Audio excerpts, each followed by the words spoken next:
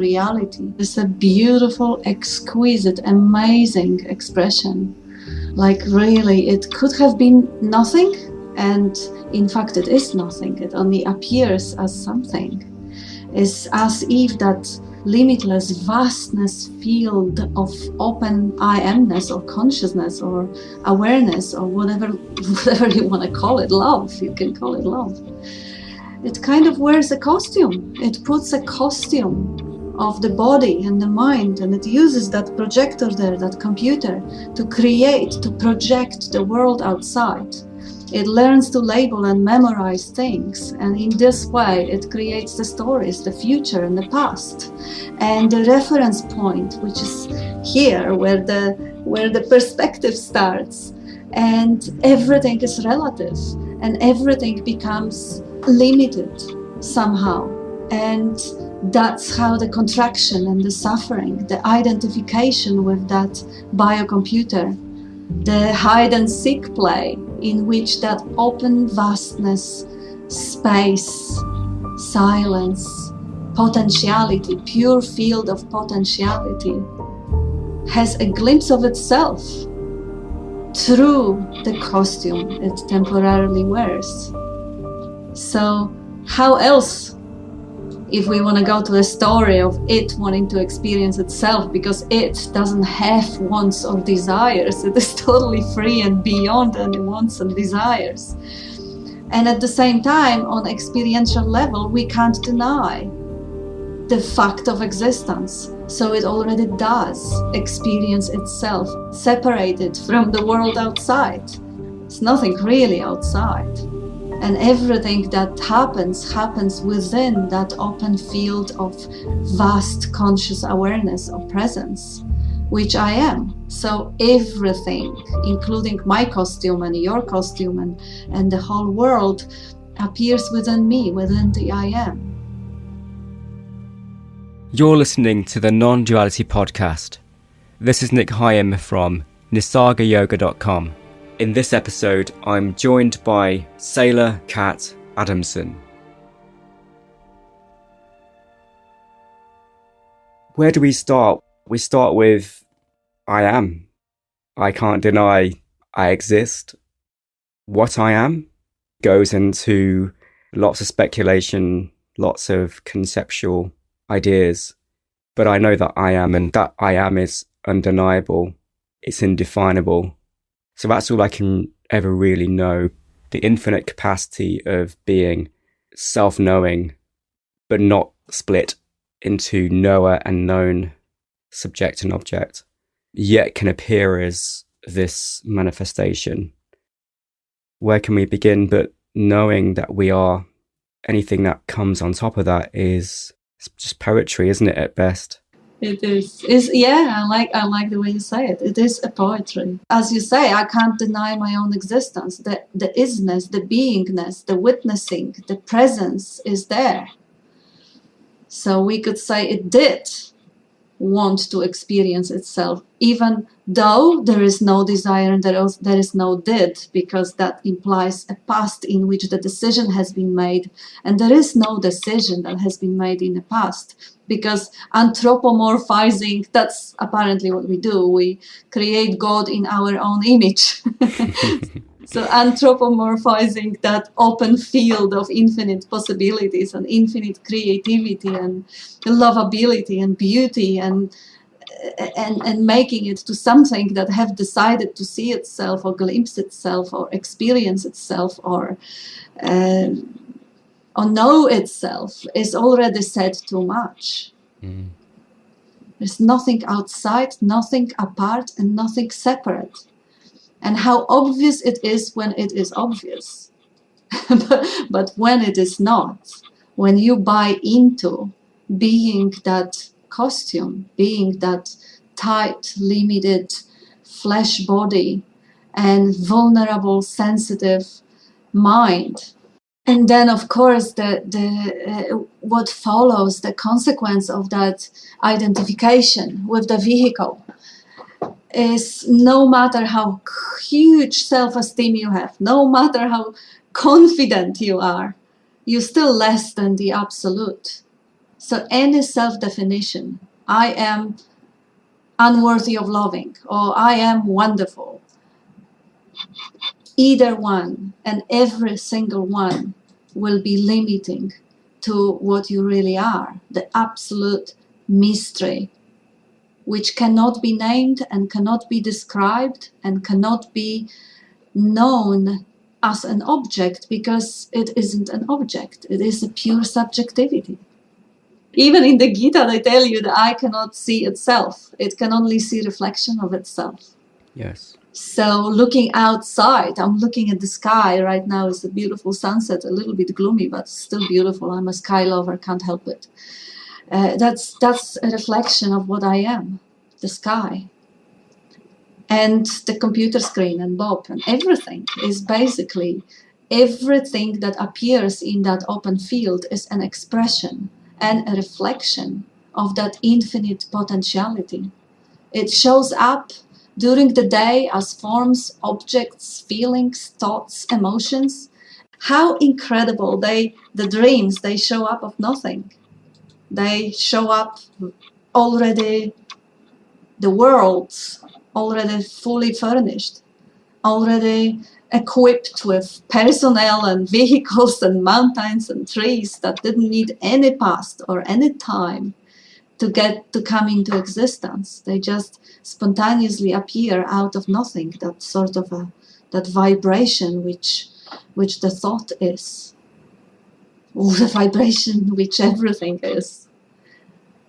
So in the same way, this dream that we are experiencing now is just a set of vibrating patterns of energy happening presently, and amazingly so.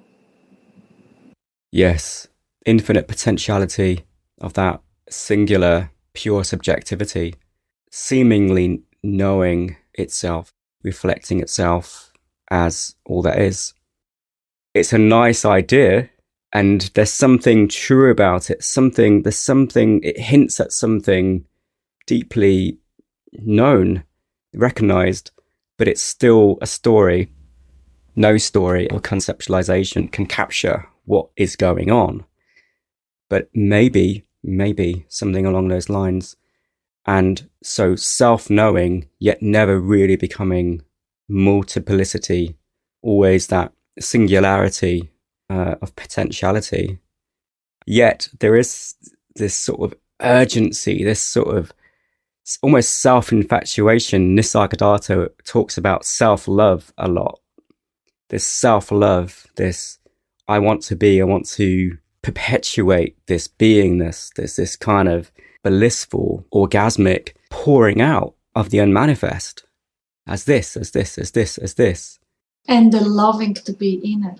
Like when you look closer, the motivation behind every single action could be traced down to loving to be, beginning from the survival instinct and ending on wars, where you harm others because of mistaken identification as a deficient little human who needs to add to itself and accumulate and amass and complete itself somehow by means of taking or harming because of the thought or belief, but really loving to be, even in animals and trees and birds and plants.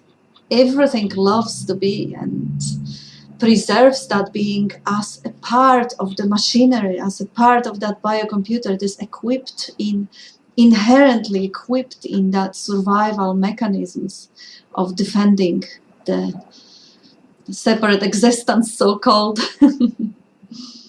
Yeah, evidently there is this kind of, as you say, self-preservation, this desire to be and to continue. And I like the way you said that you can trace any of that activity back to this root of love. Ultimately, it's love. I mean, it's love beyond love. It's not the usual way we think about love. It's love beyond love, unconditional self-love. Yeah, Nisargadatta had this really beautiful quote in which he was actually showing how everything is love. seeking, being a love for knowledge or wisdom, or fear. Fear is, as I think he says, is love for protection or for safety, for security. Everything can be actually effectively traced back to love, even if so-called human pattern has got infected by particularly vicious parasite of thought. And when we see how the thought creates identification, creates that costume, that mask, that identity, that is always lacking something and is always feeling sense of incompleteness, sense of inner void, and is suffering. And out of self-love is trying to medicate that suffering by adding to itself and trying to complete itself. So that consequences we all know from a daily life and from our past seeking, because I've been there too, feeling inferior and incomplete little me, poor little me, that was shy and unworthy, and what a pain of existence, loving to be, yet almost on the edge of wanting to end that existence for the pain it was causing. And I did lose my best friend to a suicide for the very same reason, pain of existence, at this existential angst, which is so simple and so easy to see true if you really relax out of the thinking mind. Because if you see how it has been constructed, how that self has come into existence by learning words, by using language, by defining yourself. And self-definitions, even the good self-definitions, I'm not so bad, I'm not that ugly, I'm not that stupid, even those are still limiting definitions. And the longing for completeness and innate wisdom and knowing that there is something much vaster, greater and bigger than that tight little mask you wear and that tight little costume. Innately we all know it, because innately we all been in a stage when there was no language and no words. And that is in the collective story of time, because of course the story of me being born some 47 years ago or something is a story. There is no 47 years ago. This story comes into existence right now. And in right now, I'm projecting the past of being a baby who had no words. It didn't happen back then because there isn't any back then. It's only this moment now. And in this moment now, I create the body, project the body, I, the consciousness, I, open field of life, of pure potentiality, create this body alongside with other bodies, having the brains able to collect the memories and create the memories of existing in the time other than this moment now, which is totally ridiculous if you think about it, can't be experienced, it can't be true. But it is existing as an image and words in language, in that imagined body and imagined brain that it gives itself for the experiencing. So there is a seed of non-dual abiding in every form, no matter how much caged it may feel in its conceptual image, created of thoughts and self-definitions. But when you see how it got created, when you are a child and you're learning, I am this, I am good, I am bad, I am Polish, I am a woman or a man, and slowly going in the search on separation as a teenagers, trying to define themselves, find themselves, and getting more and more uncomfortable in that costume, trying drugs to get out of it, perhaps getting addicted on them if that's the way it appears, or whatever the life story unfolds in a seeming time, which is again being projected and imagined back right now. Right now, the whole past, including the Big Bang and everything, is just appearing as a story, because the baby doesn't exist and never did. It's just a thought. The moment I stop thinking about it, it's gone, it's vanished.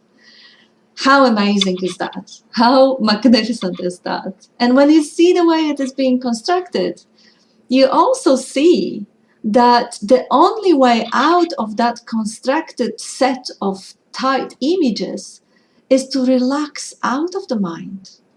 It's like, how could you possibly imagine being a self trapped in the body to wake up of your own self trapped in the body? That's totally ridiculous. That can't happen. Like, how can costume stop being costume? It can't. So it's like they say ego cannot kill the ego because only ego remains. And what is the ego? It's a conceptual image, it's an imagination. Right, and only that image would want to kill the image. And to appreciate the benefit of being dead. But yeah, as you said, there is this drive towards wholeness, to merge with the absolute, to transcend limitation, while seeking fragmentation, while seeking duality, while seeking to name with words all of this. That drive towards transcending limitation, that seed is so fundamental to this so-called human existence. It's how can I get back to that? How can I get back to that? Or how can I nurture that seed to blossoming to wholeness, and then enjoy the benefits, enjoy this living in wholeness as fragmentation. Yeah, that is the paradox. Once the costume is recognized for what it is, there is no one to enjoy freedom. And there is nothing but the freedom if there is still a memory of the confinement. That's amazing. I can't say that there is a me that is enjoying a freedom in comparison to the self-hatred or whatever, incompleteness. But yet, the contraction is gone. Like there was a contraction, there was this relating. Everything was relevant to me, everything was about me. The world was viewed from that very rigid perspective. And now it is not. Now the world is happening. The body is happening. The mind is happening. Other bodies are happening. They're all happening. And funny enough, the body is still, it's been only 6.5 years or so. So there are still certain behaviors that that body is presenting that are kind of funny and rigid and opinionated. I'm surprised. It's very, very little comparing to what it was 10 years ago or 7 years ago. But they still appear occasionally and they're just laughable. The body is perpetuating itself and is proclaiming those truths. And there is some sort of a light laughter in the background. Oh, that's funny. That's funny how it actually responds to things. And this is not I responding. This is the body responding. And I am the witnessing presence to the body responding. And funny enough, there is no judgment around it and there is no preference for that to be or not to be there. Who cares? There is no one who cares. That's exactly it. So the patterns can still play out, but the contraction dissolves or softens or slows down or expands. And if we look out into so-called nature, I mean, all is nature. There's only nature. There's only the natural state, nisarga. There's only that being all this.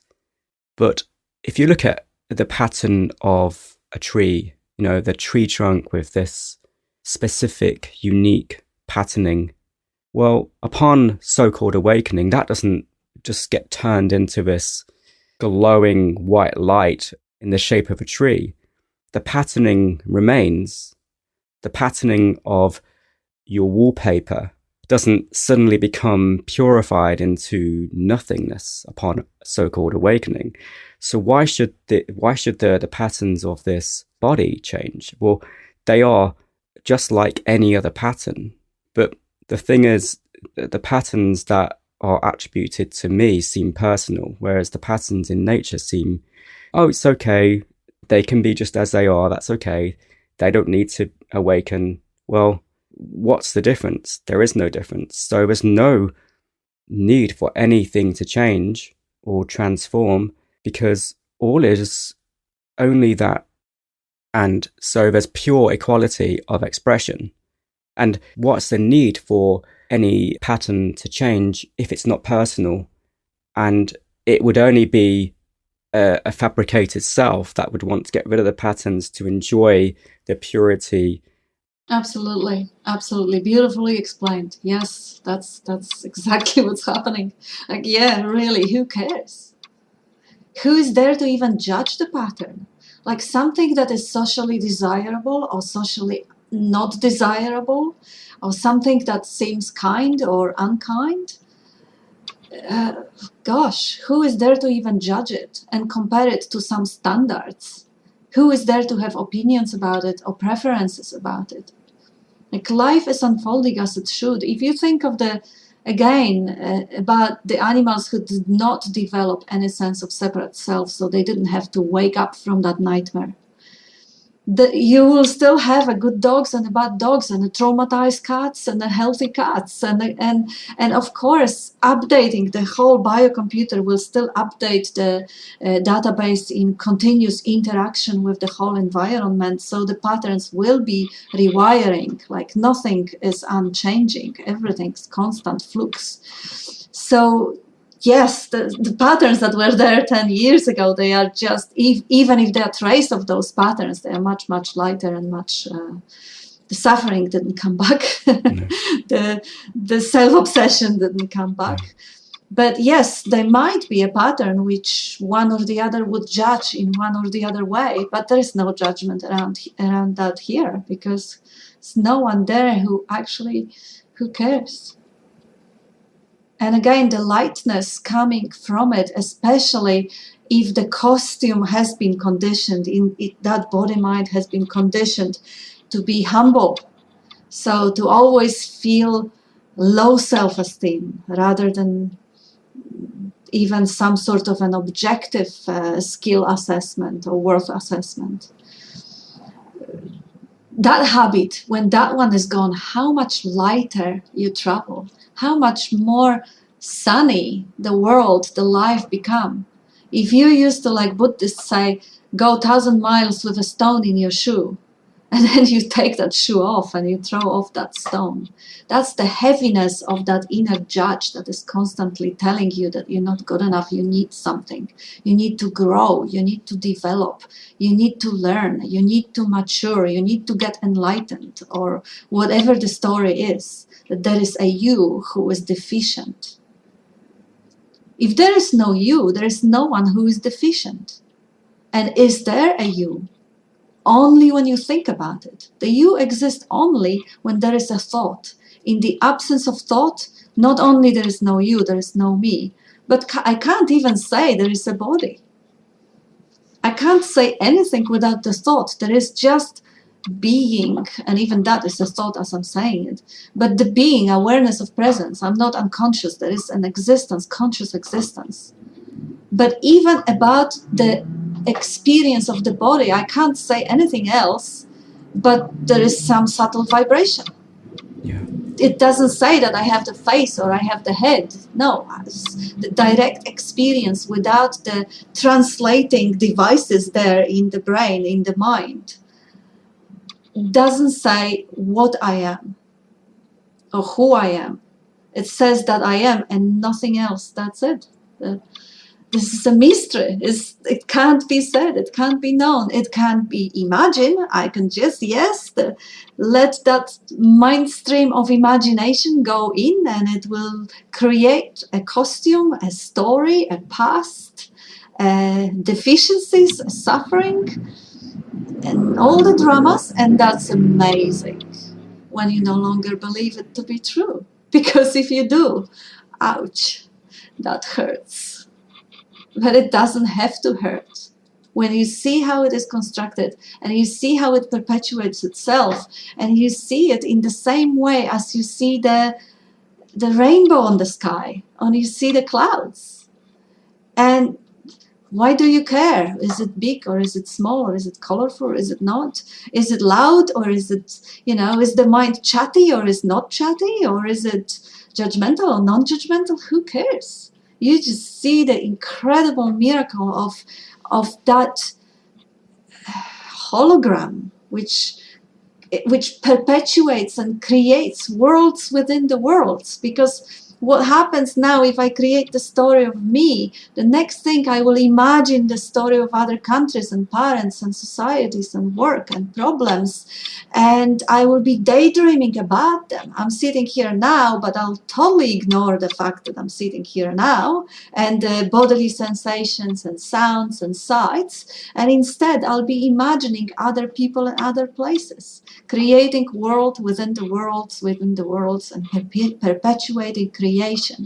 What an incredible tool for just infinite creation expansion.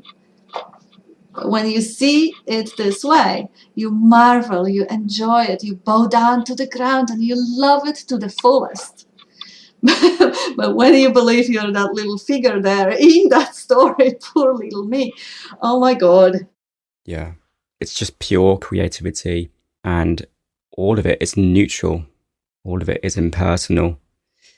Yet in another way, it's deeply personal because I am that one self. So all is me. But it's not an individualistic, ego personal. So pure creativity of expression. We call it a mystery, and that's a beautiful word because it points to this wordless quality, this indefinable quality of life. Like, what is this? I can't say what it is. No matter what words or what creative use of language I apply, I can't capture this. So it seems to be a mystery, yet it's all I know. It's all I've ever known.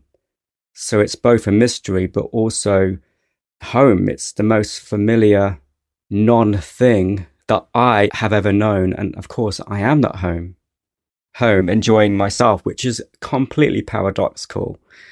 Yeah, beautifully said. It's a completely different way of experiencing that love of being and love of life. Suddenly, it is totally impersonal, so it's not judged from the perspective of individual, what's pleasant, what's painful. Suddenly, even a pain and sadness can have this immense beauty in it, the immense capacity for experiencing to the fullest, even the darkest part, which it doesn't mean it doesn't hurt, but there is a beauty in that hurt, and there is no wish for that to end. And if the wish appear, that's just part of the landscape. And ultimately, you are the whole space, the whole landscape in which everything is loved as it is, and it doesn't have to be any different. It's exquisite. It's just beautiful. It's loved as it is simply because it is. What is loved because it is, because it's here, because it's present. What it is, I don't know, but that it is undeniable. What I am, I don't know, but that I am, the knowing that I am, that I exist, is undeniable. So this pain, the sadness, the discomfort, these are flavors of that. And we don't look at the sky and say, oh, it's too grey or it's too gloomy, or, well, we may, if we identify with the sky and say, oh, it's going to stop me from doing what I want to do. It becomes part of the ego extension. It's claimed, but generally the sky is sort of neutral, and in the clouds and the weather, the climate, what's the difference? This body-mind thing may as well be the sky holding a particular kind of weather at any given time. It's just a movement of clouds, a movement of particular vibrational quality. And it does, as you say, have a beauty to it. Once it's not seen as what I am, once it's seen that it doesn't define me in any way, I define it because it's made of me. Mm. Beautiful. I love to actually look at the whole, that body-mind machinery, which is also experiencing an expression tool, to see it the same way as I'm viewing a weather. This is unknown. This whole body-mind of mine is completely unknown, it's unpredictable. It responds to environment in a way that I'm still amazed how it does. A couple of days ago, there was a little kid that was pissing in the flowers in Bob's garden that are that we were actually waiting to see how they go through the ground and show up their faces, and yeah.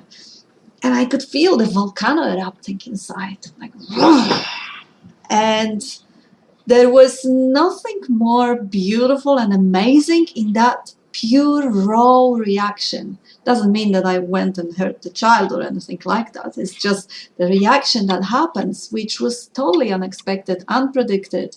It was just what was happening. And every reaction that body does is really like a weather. It responds like I used to do the navigation on the ships on the ocean, so we used to learn at school about meteorology, how the waves are forming, how the clouds are traveling, how the fronts. So I know how the weather is a consequence of infinite amount of factors cooperating. The height of the wave depends on the wideness of the area of the ocean, of the depth of the ocean, of the movement, of the temperature of the water, of every single little thing. And the equations that we would be writing would be probably just maybe 8 elements, but there is infinite. So infinite amount of factors are constantly influencing that body-mind machinery. And the slightest influence change will cause a reaction or response which there is nobody in control. There is only witnessing presence, which is just learning, this body just experienced the rage surging up. Wow, incredible. Now see what's going to be experienced next. See what forces will move this body to do what. And yes, and freedom of learning about all those, not even learning really of all those interactions in that world that is happening within me, but the beauty of it, the capacity for noticing beauty is just incredible, because there is that those mysterious forces and interactions are just mind-blowingly beautiful. Like one of the descriptions that ancients used to say, Shiva Shakti, or in the shamanic tradition, you have the father, the sky, and the mother, the body, or the earth, or the matter. So the Shiva, the male aspect, is the pure open space, and the Shakti is all the expression, all that moves, all that dances, all the colors and patterns and shapes and forms and everything. And that's just a representation, it's a story, because again, there is no two. There is no spirit and matter as the two things. They are one, they're just passive and active. Like in yin yang, in Tao, you have it the opposite. The passive is the female and the active is the male, and which is wonderful, because that make you completely non-attached. You can't attach to any descriptions because they're contradictory. But really what they say, that is not two. The expression or the dance of the Shakti or the Maya with the 10,000 things and forms and shapes and colors and patterns and movements and sounds and waves and all of it is just an expression of that emptiness. The form is emptiness, emptiness is form. Just and the beauty in it. Like, can you not just, being self-obsessed and preoccupied with poor little me trying to survive in a harsh environment, not be bullied or get the best I can get out of life, or all that self-obsessing constantly blinds you to the marvel that is happening right in this moment all around you. Even in the so-called noises of the traffic or so-called foul smells or anything, is the beauty is there. It's just the beauty and the potentiality, because once you see the beauty, you can't not love it. It's like we are constructed this way. You either love it and you find it beautiful, or you find it beautiful and you love it. It's just like being and knowing. You can't separate being from knowing. Being is love, beauty is knowing, or opposite. Yeah. And the mind can't handle paradox. The mind is thought. It's only a paradox when it's put into language. There's no paradox. But, you know, the piss and the flower, the rage and the beauty, there's no logic in that. But if you really pay attention and really heed what's going on there, there is this exquisite yin-yang nature. In the same space, there can be what we call yin, what we call yang. It's a play, it's a dance, and it is love, because both the piss and the flowers are held within the same space. They are equally given room to express like that. Yes, everything that is showing up as a form is totally interdependent. Like the darkness wouldn't exist without the brightness. The day wouldn't exist without the night. The pain wouldn't exist without the pleasure. They have to coexist. They really, the two sides of one coin. They totally interdependent, and they totally amazing, because yes, and you said that also, everything that appears is the love, is the movement. Like Nisargadatta has this beautiful quote that nothing is wisdom. When I know I am nothing, this is wisdom. When I know I am everything, this is love. So the level of absolute emptiness and realizing that everything is the open field of non-existence, empty nothingness, that's the wisdom. But realizing that every expression in that pure potentiality or stillness, every expression is really movement, and movement is love. How can you, it's just, yeah, how can you not bow down and love that way that love comes into existence through the 10,000 things? And really, that is, again, just a story, but it's a story that I particularly like, that why would there be anything if there could be nothing, and there really is nothing appearing as everything.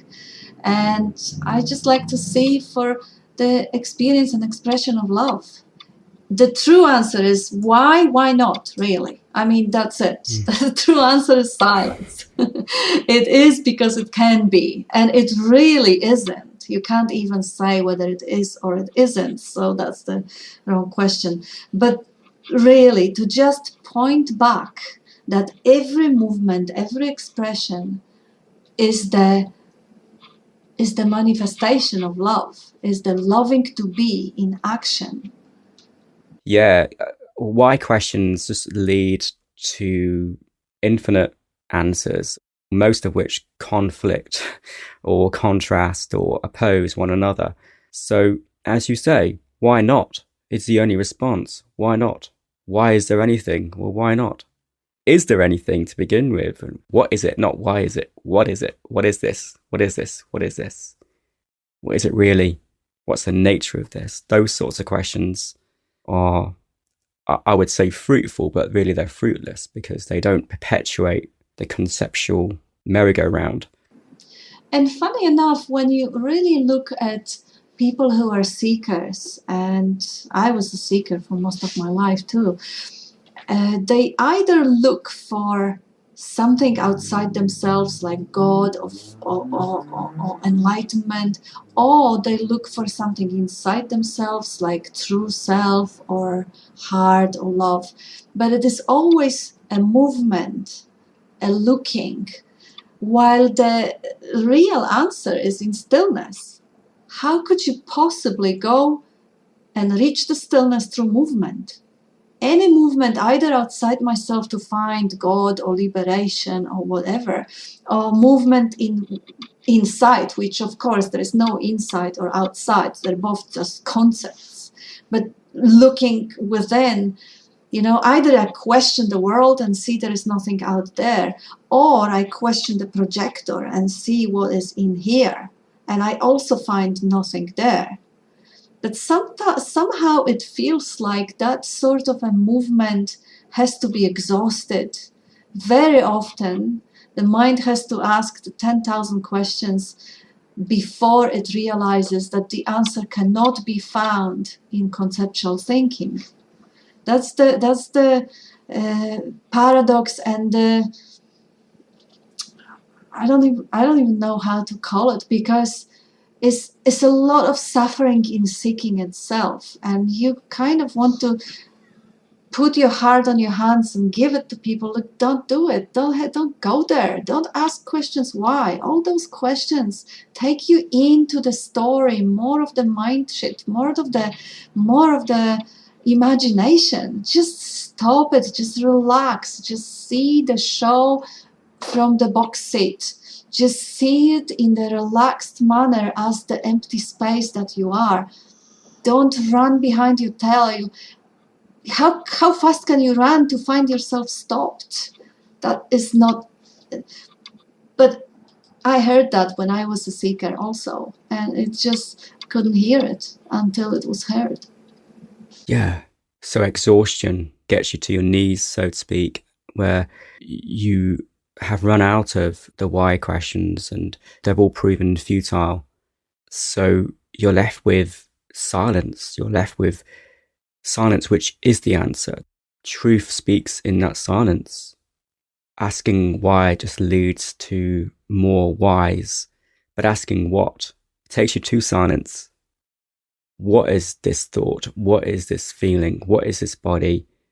What is this moment? What's the true nature of this? And you don't find an answer in the usual way. Beautiful. I used to ask the question when I was still a seeker. Instead of who am I was asking, what is the I? Because it just rang more true than who. I mean, that already makes an assumption that there is a human pattern, because you don't ask what for a human. And I didn't want to have that assumption. It just kind of spontaneously arose this way. What is I? What is there? What's looking? And then I would just basically try to center the attention behind my eyes and see if there is anything there, anyone there that is doing the looking. And obviously there wasn't. Or, what question you write is actually a good way of investigating. Bob used to, and he likes to suggest to ask, who is it happening to? Or who cares? Who wants to know? That kills the question too, because it kind of brings the attention away from the content of question into the seeming subject asking it. And then me is the obvious answer. What is that me? What is the me? And for me, it was the most transformational investigation to see what I was considering myself to be. I considered myself to be a vulnerability, an emotional structure, the fear of rejection, the incompleteness, the sense of vulnerability. Yes, that's a lot of people identify themselves as me, this, the body, the machinery. Now I kind of knew that the body wasn't the answer, but the emotions that felt so intimately close, that felt so me. And the basic recognition didn't dawn on me before it did, that any feelings, fear of rejections, vulnerability, sensitivity, are coming and going. How could that possibly be who I am if they're not always there? And I am always there. So when it became obvious, it was laughable impossibility. But when it wasn't obvious, this contraction. And funny enough, I wasn't even aware it was all fear. I wasn't aware. I thought I was pretty fearless in the way I was living my life and facing challenges. But it was when it dropped away, when that contraction completely relaxed, then I realized, my gosh, the life of denial, of incredible fear that was underlying everything, and believing myself to be that. Even though it was gone when I was going to sleep. It was gone when I was eating chocolate ice cream. It was gone when I was watching good movie. That fear, that vulnerability wasn't there all the time. It wasn't there when I was dancing. It wasn't there. So how could that possibly be me? But it wasn't obvious. No, that emotional structure is in constant flux, is always shifting, again, like the weather. But the sky remains. You remain. You can't be characterized by any particular cloud that comes and goes. The sky is never defined by the weather. You don't change while this emotionality comes and goes and shifts and takes on different patterns. Absolutely. Yes, absolutely. The moment it was recognized as just another cloud, there was absolutely no wish, no desire, or no preference for that cloud to disappear. And funny enough, I only realized that that anxiety that was kind of going around, I was cruising around with it, disappeared only probably about a couple of months, maybe 6 weeks later, when in the normal settings where I usually get contracted in the big crowds of people, I felt nothing, because not even noticing that the predominant, very, very strong pattern relaxed and disappeared, you don't really notice what disappears. Especially that comparison stopped happening, the self-referencing stopped happening, the judgment, the narration stopped happening. There was nobody to notice that the pattern that was there has been gone, has disappeared. So the shyness, I was so obsessively shy. You wouldn't believe. I would just, if someone would ask me what time it is on the road, I would be just dying to pretend invisible, not to need to answer. And it gone like a soap bubble. It disappeared. It didn't have to. There was no one who would prefer it to go. But it happened to disappear, and there was no one who was crying after it. There's really nobody cares. So there was some sort of some really tough patterns that dissolved in like one instant and never returned so far. But nobody cared. No one was left to celebrate it or to mourn it. And that's the beauty. The way you were talking about the sky. What is the sky? I remember Bob pointed out that, like there is this passage in Sins in Ming that hold no preferences, because if you do, then the heaven and earth will be set infinitely apart, and the earth and heaven, they can't be separated, because heaven is just an empty sky, is an empty field. There is no blue canopy anywhere or black canopy. It's just empty space, complete nothing.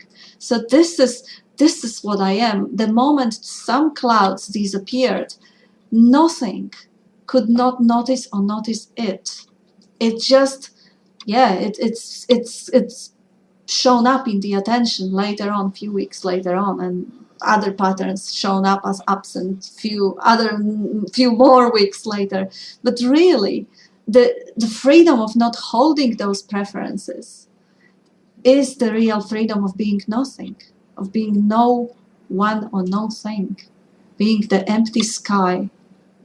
And then whether it is colorful clouds or no clouds, or rainbows or rains or storms, they're beautiful.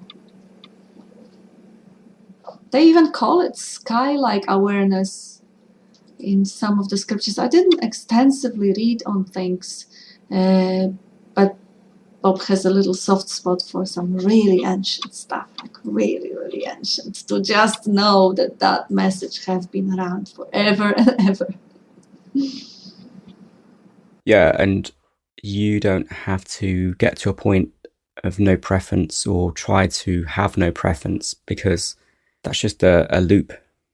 The effort asserted to reach a point of no preference or even of acceptance, it's resistance, because it it says that what's here is not okay. And it's better to just notice that it is here, and that your knowing of what's here isn't in conflict, isn't resisting what is.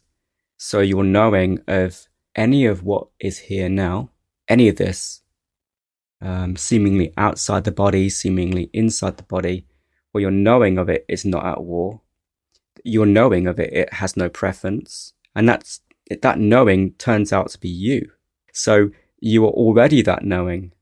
Better just to notice what already is the case in terms of your true nature, which is now. It's not something to be arrived at when you have reached a point of no preference. It's happening. Is there a preference? Is there conflict? Is anything being pushed out of awareness or of knowing? Where would it go? Where would it go? I mean, there's only this reality. I can't say that there is any other reality. There's this reality. I am it. This reality has no preference about what it realizes, what it manifests. All of this is made of that reality. So who am I to argue with myself? That's a really vital point, Nic. That's really important. Yes, the moment you start pointing at being at ease or being relaxed or having no preference, you can already experience that it can be hijacked by that computer, by that thinking as a goal to set and achieve in future. And in this way, you of course construct the self, which is going to be achieving that goal and becoming that ideal self, which is not in resistance or which is not in conflict. That's already far, far, far away from that ease of being, which already allows everything to be as it is. It is far from, it's like really shifting the perspective from space-like awareness, open field of conscious witnessing, being, presence, into a little imagined self who wants to get somewhere or become someone. So that little self that wants to get somewhere and become someone is just another cloud happening within me, the consciousness. So if that tendency to try and change or relax or let go or have no preferences or not judge or stop resisting the judgment or all of that is happening, the only way out is just to really recognize that this is the content of the weather, this is the content of the space. And a space has not been contaminated by any of that inner narrative commenting on whatever. If the resistance happens within the body, resistance happens within the body. What does it have to do with me, the witnessing presence? Nothing. It doesn't touch me in any way. And it is not to say that I'm something else or something different or something separate to the body. No, the content of space is also what I am, but not exclusively. So then it loses its sting. It stops being personal. And then that imagined little me that wanted to become something is seen for what it is, just a thought. And it doesn't get fueled by the attention, by act of believing it to reality, and the suffering just dissolves. Yeah, nor is it about getting rid of thoughts or having certain thoughts, only having positive thoughts, having less thoughts. What is thought? You can't slow down a thought enough to kind of hold it, to capture it, to examine it. In direct experience, ask, what is this thought? What is it? You won't get to the bottom of what thought is. Thoughts are so ethereal, so translucent, transparent, like they're so unsubstantial, unlike the knowing of these thoughts, not the mind's knowing, but the knowing that you are. Yes, it loves it all equally. It loves every thought. Negative thought, positive thought, quiet thought, loud thought. They all babies, they all children of the absolute. They all perfect masterpiece expressions of that one holographic, because it creates of itself, because it is a pure perfection. Every little thought, every scene, every sound, everything is a reflection of that pure perfection. What else could that be? It's just that habitual belief in the content of thoughts that is quite amazing by itself, but it backfires by creating that identification and suffering. But a recognition of what is happening, of what is going on, doesn't need to change a thing. You suddenly recognize that it is perfect as it is, and it always has been. So nothing needs to be fixed, medicated. No one needs to be saved. Yeah. And you're not creating that identity. You are not consciously identifying with thoughts. I mean, that's easy to see. Are you involved in the production of thoughts, of the claiming of thought? No. Nor do you need to intervene and stop identifying. How do you do that anyway? What's the process of disidentification with thought? Yes, there are practices. Yes, there are meditations, and they will happen or they may not. But the point is, they are just spontaneous arisings held in the same space of equality like any other expression.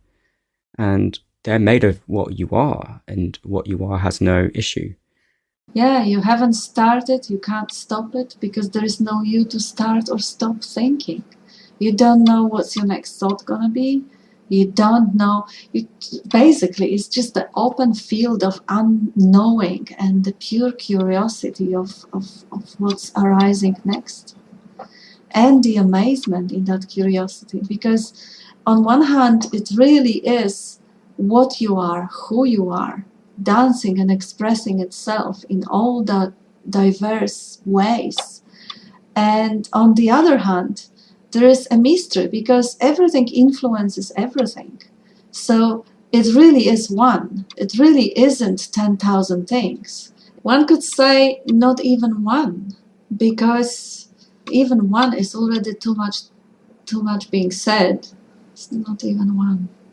It's beautifully unknown and unknowable in the ordinary way. You just see how this pattern creator, so-called mind, just furnish those worlds within the worlds, with every image, with every imagination. And even that is, the mind and the body is appearing within that field of space, like open field of nothingness, which is not a nothing really, because it's the love, is very alive potentiality. So the potentiality for the infinite is the energy, really, is an energy field. But the energy, until it flows, it isn't. You can't say that it is until you flick the switch and electricity moves. Then you can say it is. But if it is in its potential state, which is not being expressed, you can't say it is. You can't say it isn't. And the way it expresses, you can't say it is either, because as you say, you ask the question, what is it? And you dig down into it. All you can find is just vibrating energy. There's nothing tangible there. Yeah, we can start to combine words, and rather than asking, is it fullness or is it emptiness, we can start saying, well, it's full emptiness. It's empty fullness. Is it moving or is it still? Well, it's moving stillness. It's still movement. Yeah, that's a paradox, but really it's not a paradox. It's only a paradox if you try to split things up, if you try to divide the undividable. I heard the analogy once from the guru I had in India. If you have the glass door, on the glass door you write, there is no glass here. It still shows the glass. Or when you write, there is a glass, it still shows the glass. So any thought, whether the thought says there is no God, or the thought says there is God, the thought itself, the existence of the thought proves something much, much grander that enabled that thought to exist. Yeah, sweet how every pattern points and every form points to the emptiness. It really is interdependent, one coexisting with the other, simultaneously arising or interdependently arising. It's because it can't be otherwise if it's one, and it is not even one. And it is your true nature. It is who I am.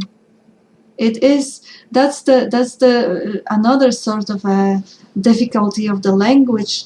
We are paying homage, we are bowing down to that miraculousness of this mysterious expression, existence, that dance, that lovely Maya illusion, whatever, in a way using language, talking about this as this or it, while it really is here.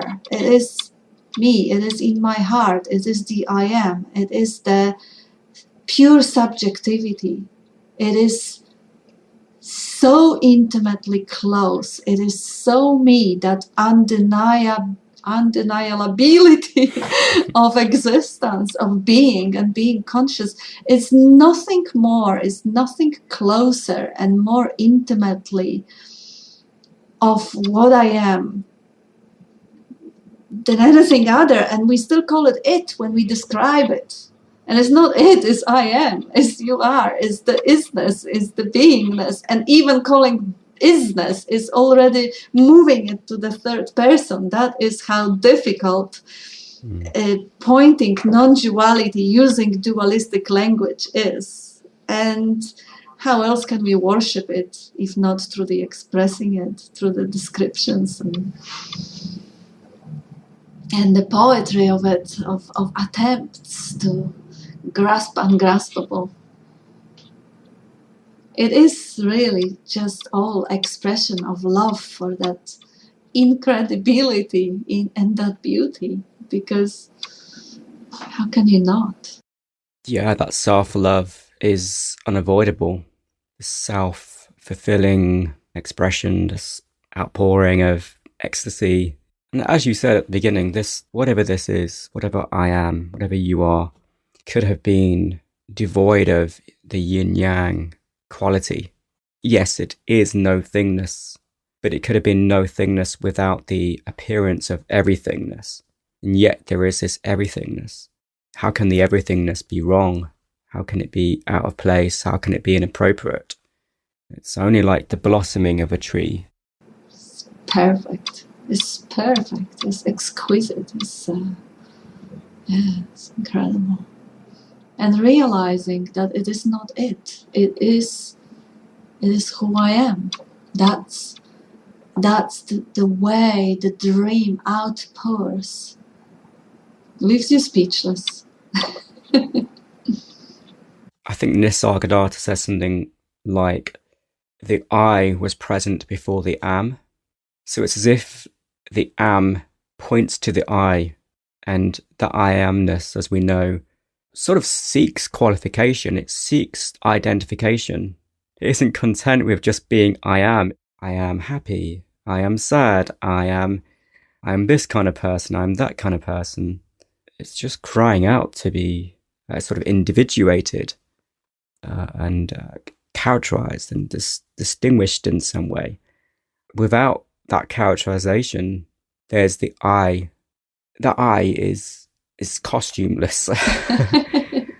Nothing really happens. Nothing really transpires. That I doesn't really become conditioned, doesn't really become qualified, doesn't really become distinguished, set apart, split into pieces. It doesn't really happen like that. Like in the dream, you're dreaming a dream and you're flying or you're running away from a monster and it feels so real. And the environment, it is such a good play, the dream, oh my gosh. And even if you have the lucid dream, it's still, and it feels that you can control the dream, it gives you even more sort of a sense of, me versus the world. Now I can even change the weather in that dream. It feels so realistic, it's so amazing. It's as if that incredible intelligence, or life, or intelligence energy, like Bob calls it, is playing the game, is acting as if it was the other, because otherwise, how could it ever return home? I mean, how could it awaken if it didn't fall asleep? If it didn't dream to be an individual, would it ever have a glimpse of knowing itself as the totality? It seems like we have a couple of cats here. Those cats are still in the natural state. They have never traded for a dream of being something other than just being. So they do not appreciate. I don't see the cats having poetic conversations about incredible beauty and love of that magnificent manifestation. They don't, because they take it for granted. They seem to. They in happy natural state. I'll tell you, they're very happy cats. But that level of happiness coming from the recognition of not even sharing the nature with everything that is, but being the substratum of everything that is, has not been lost for them. So it can't be found. And imagining, like I was imagining that I was Katarina wearing the tight costume of a poor little miserable me, and feeling confined and suffering and longing for that truth of liberation that I instinctively, deeply in my heart, knew existed. How could I ever appreciate it the way I do now?